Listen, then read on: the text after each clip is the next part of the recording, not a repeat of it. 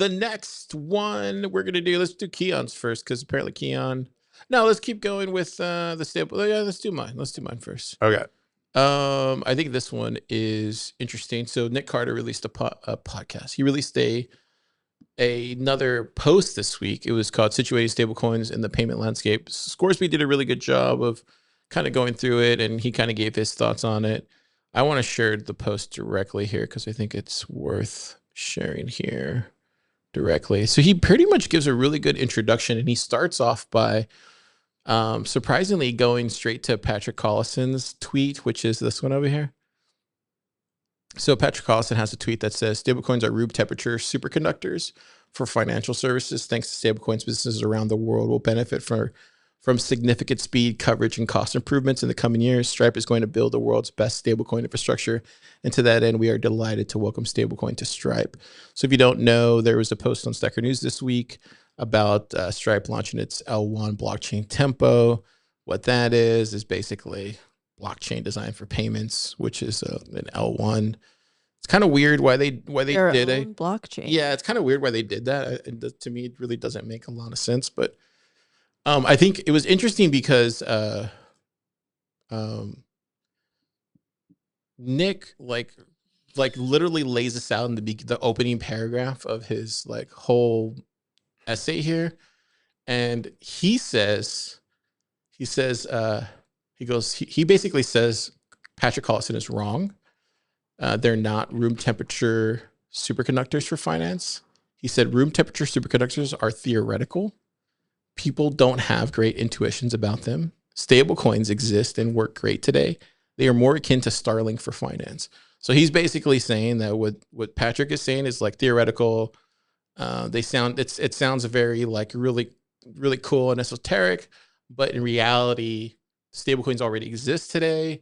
It's like Starlink. All you need is a phone, and everybody can swap and use stablecoins right now, just like you can use with Starlink. And so he goes into talking about, and he goes really deep into the whole stablecoin thing, like, and it kind of makes sense. So people that don't know who Nick Carter is, he has a fund. He's been around. Yeah, he has a fund called Castle Island Ventures. I think he has a couple stablecoin projects.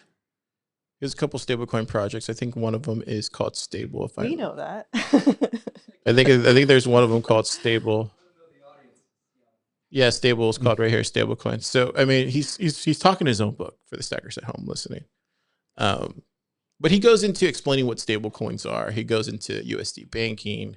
He really goes really deep into explaining like the representation of what fiat currency is. He talks about the stablecoin, how it's a bearer asset. It's like cash, like when you can actually have it in your wallet. He goes even further in explaining that he does talk about how it's like a push payment. It's not like a pull payment compared to like ACH. He goes into the OFAC stuff, how it can be blocked. He does a pretty good job of explaining everything. I think the most interesting thing is here. Let me see if I can find it, because it does make sense here. Yeah, it's this one right here. Yeah, right here. Today there are ways. So I'll just read this. Today there are ways to build an efficient and safe financial application based on stablecoins, such that the developer has no control over user funds at any point in the flow. This is the real magic of stablecoins from a founder's perspective.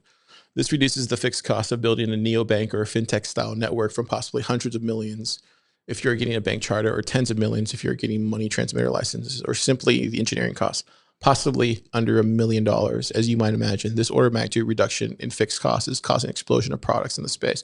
So he's basically saying like this kind of stablecoin everywhere, this kind of the way he's explaining it, saying it's like the Starlink of payments, is saying that this is going to cause a massive explosion of like technological growth for these different apps. They're going to be able to integrate that. The funny thing about all this whole article is he does bring up Bitcoin multiple times, and he talks about it.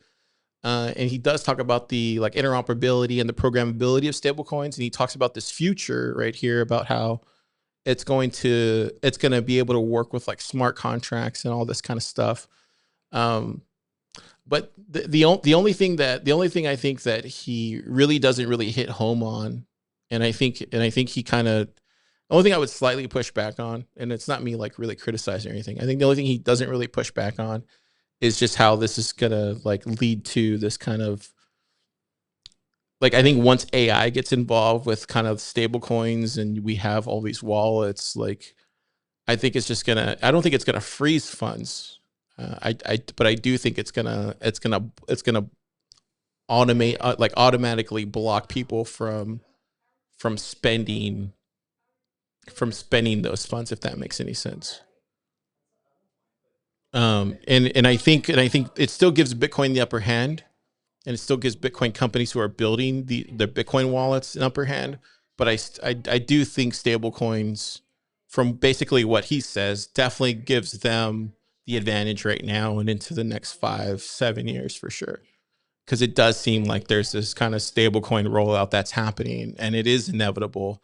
And he even talks about how the old kind of system that was in place, the Swift system and the Fed now, and like how that's, that's going away, and this new kind of stablecoin system is happening, and it's basically here, and there's no kind of turning back from it. And that's kind of the gist. And he even goes into like the visual payments history of everything. The guy knows a lot about. The guy knows a lot about payments, and it kind of makes sense because his dad works for the IMF. Kind of makes sense. One question I have going back to what Stripe just announced. Yeah. Does uh is that to compete with Tether, you think, or does Tether have like a competitor? No, I don't think they're actually issuing stable coins. They, Yeah. they might eventually. That might be why they acquired the infrastructure, but it's more so competition for something like Solana or Right. Ethereum. Right. Okay. I guess it's like a place where stablecoin smart contracts can live and experience the regulatory cover of proof of stake and Okay. claim that that money transmission is not Yeah. happening. Meanwhile, there's a bunch of money transferring through this system that they created. And so at least reduces their legal overhead. Right. And so it's mostly a regulatory arbitrage project, I would guess, for them. And Tether still has like no kind of competitors. Well, so there's the Circle USD. There's a ton of USDs out there, and like he talks about in the thing. I think what's interesting that he brings up that I never even thought about, but like I think the smart contract aspect to it is interesting, because then the developers can start doing interesting stuff with smart contracts, and they can tie that with stable coins, and then you could theoretically, I mean, all this is going to be surveilled, and like you can just assume there's going to be an OFAC list and compliance, and it's going to be tied to all this stuff. So just assume the worst when it comes to surveillance and data, like on-chain analysis and stuff. So just assume all the worst. But once you get past that, you can kind of see a thing where there could be like all sorts of interesting smart contract stuff attached to these stable coins on an app that would allow people to do really degenerate stuff, Yeah. but also really interesting stuff in a sophisticated sort of way. Sure, because then you could probably get to a point to where somebody could get a mortgage, or I'm just thinking off the top of my head, somebody could probably get a mortgage or something by also looping in their community or something. Say like, hey, Jana's trying to buy a house. Do you want to contribute to allowing her to do that by opting in your Bitcoin or something? It's a 30-year whatever loan, and you pays back dividend. Do you know what I mean? There's that sort of like smart contracting that could happen. Yeah, I do really want a house. No, but I'm saying like this is where he's talking. This is what he's basically talking about, is like these stable coins and the smart contract aspect allows you to create these kind of apps. Yeah. Yes, but this is kind of what he's saying, is like this opens up that sort of paradigm shift, and this is where it's like an interesting, from a VC perspective, which he is. He's explaining that's the interesting aspect to it all. Yeah. But from a Bitcoiner's perspective, like myself, like it doesn't actually make a Bitcoiner flinch at all, because we still hold the higher ground of self-sovereignty, and we have first rights to, I mean, we actually have the Bitcoin in our hands. The property. Yeah. So it's a really good piece. I thought it was really good. People are gonna be like, "Oh, why are you talking about this?" But No, I mean I haven't I think it's fascinating to read. I haven't paid attention to like anything Nick Carter said for a while, but he does explain things really well, and I did He appreciate gets a lot of things. him in my early days. And I think understanding. Scoresby, like I would go back here because Scoresby corrects him on a lot of the stuff. Oh, Yeah, he corrects him on okay. all those things. Yes, Scoresby is like the better Nick Carter. No, he just corrects him all the little things. Anyway. Yeah. Yeah, it does seem to be a hot area right now. I think it is from Stablecoins. Yeah, it seems. I mean, I think the Genius Act stuff, the federal government stuff, the Trump administration kind of unleashed a stablecoin bubble. It'll be interesting to see how it plays out. I think the only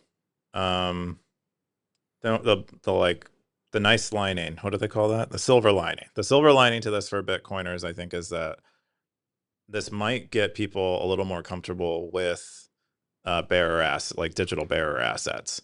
And so if stablecoins do benefit from all of this investment and they do get a lot of usage and people get used to storing money on their phone with a private key, it's not as hard to get them to leap to Bitcoin. And so that's like, of the silver linings, there's that. I'm not sure.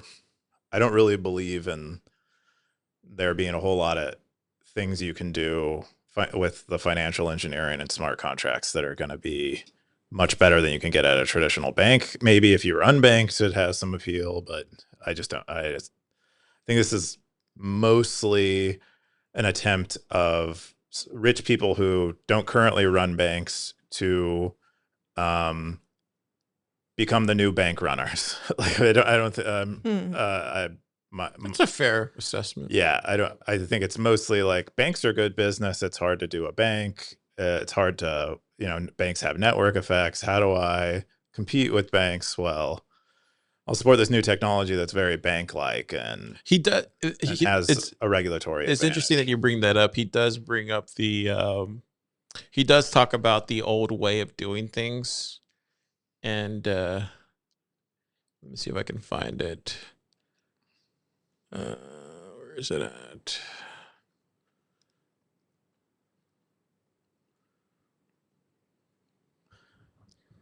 I just don't know. Like, I think the main thing for me is like, I don't know what benefit I could expect from this. I get that someone running a stable coin, this kind of stable coin banking system thing, I can understand their margins improve.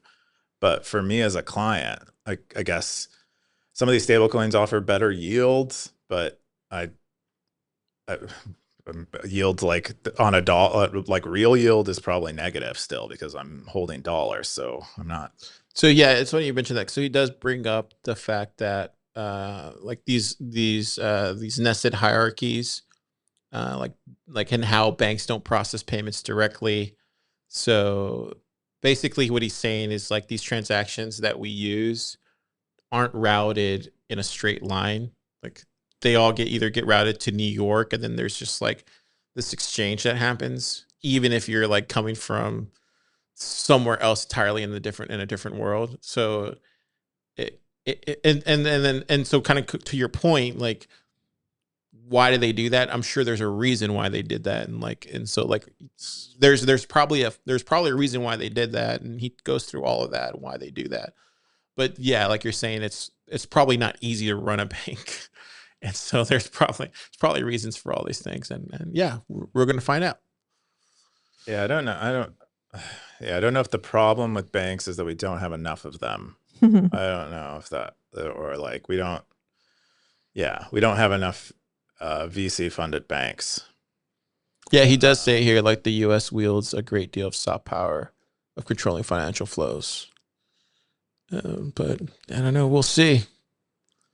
This is the ICO of this cycle, by the way. No, that's my read. This is the non-Bitcoin hype of this cycle that is likely going to collapse or have some big reckoning is the stablecoin scene. That is my read. Unless I just don't know what else. How it felt at the Bitcoin conference. Yeah. I mean, I think it's still too early to tell. I guess we'll see, but I don't know. I don't know how they take a dive really, but I don't know. It feels a lot like at one point everyone was like, when will the ICO bubble pop? This is crazy. It just keeps going on. Maybe they do have utility. Wow, they keep getting money. Maybe these things are really useful. Maybe I should have had an ISO. Why didn't I have an ISO or an ICO? Yeah. And or an ice cream cone. But I mean, all those companies that were in ICO in 2018, now they're legitimate companies, and they got rid of their ICO.